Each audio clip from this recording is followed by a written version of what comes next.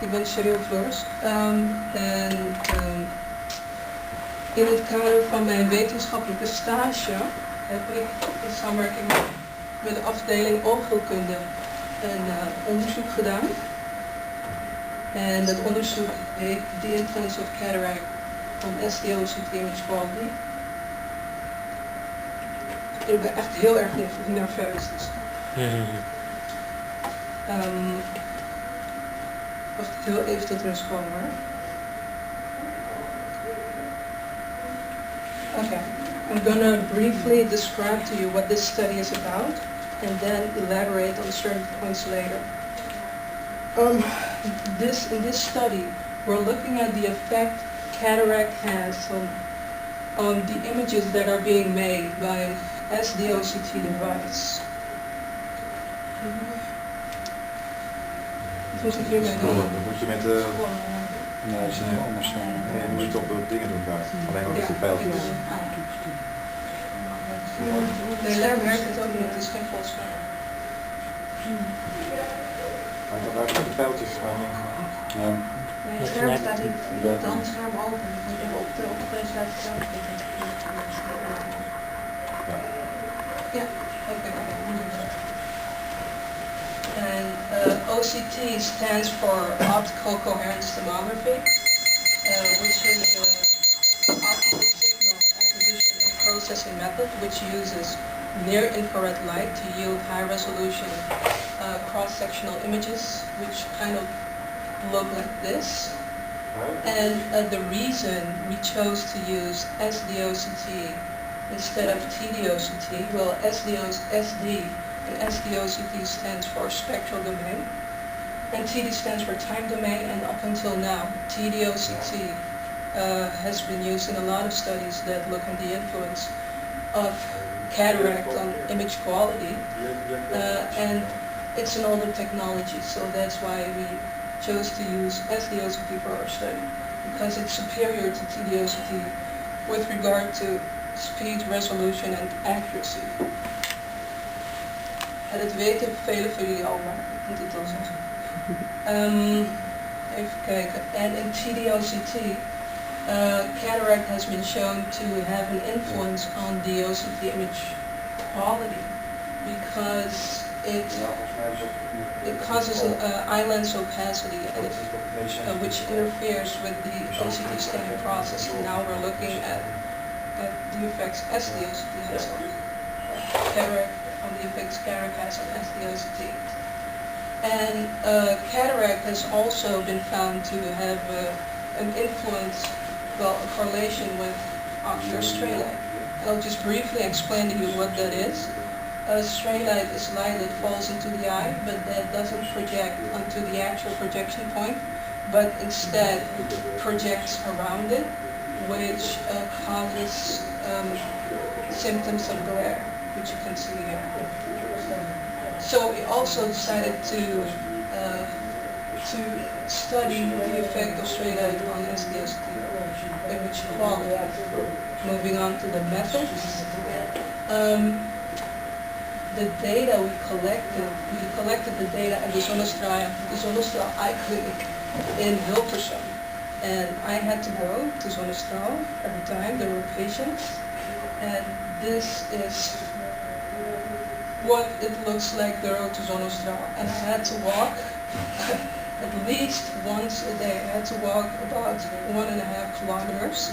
And as you can see, there's cars passing by. It's not entirely safe. You have nowhere to walk. So no public transport there? No. The bus schedule is really confusing. So you can go with the bus only one way.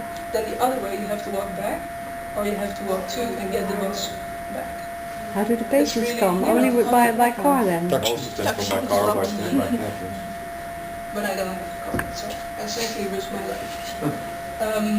We collected pre- and post-operative data from cataract patients, and the types of data we collected were visual acuity, cataract score, stray light measurements, and retinal image and thickness measurements. And the inclusion criteria were cataract surgery, patients who underwent cataract surgery, and who gave us their informed consent. And the exclusion criteria were a hypermetropia of +5 dioptrics, a myopia of -8 dioptrics, other ophthalmic pathologies, complicated cataract extraction, and post-operative corneal abnormalities. The cataract was scored using the LOX3 system, which looks like this. The LOX3 system gives a score to the severity of each type of cataract, being nuclear, cortical, and posterior. And for the nuclear cataract, it gives a score for the color as well as the opalescence. And the stray light was measured using a device called the sleep wand by Oculus, which looks like this, and the participant looks into the device and performs a series of tasks. And this is what the examiner sees. This is what the examiner sees on his computer screen, on which he can track the progress of the measurement and eventually see the stray light score, which is expressed in a logarithmic value of S, in which S stands for stray light value. The retinal images and thickness measurements were done by an SD-OCT device by Carl Zeiss Meditech, which looks like this. And this is a scan report of the macula, and it gave us information about the signal strength, which is basically image quality, and thickness measurements of the macula. This is a scan report for the RFL, the optic nerve, and it gave us similar information about the image quality and thickness measurements. Moving on to the analysis, we performed a paired t-test of pre- and post-operative data for stray light measurements, image quality of the macula and RFL, and thickness measurements of the macula and RFL.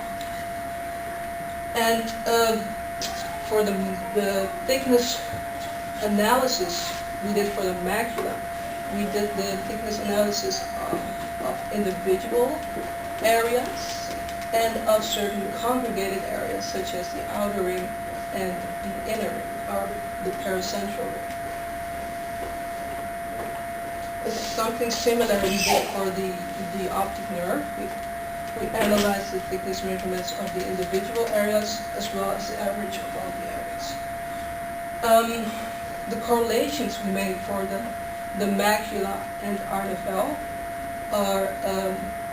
are between image quality and stray light, between delta image quality and delta stray light, and delta means post-operative minus pre-operative data. And for the macula, furthermore, we made correlations between delta image quality and delta average thickness of the paracentral ring. And for the RFL, we did a correlation between delta image quality and delta average thickness of the entire scanned optic nerve. Moving on to the results.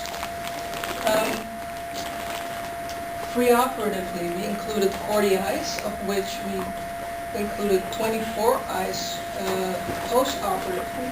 11 of them were female, and 13 of them were male.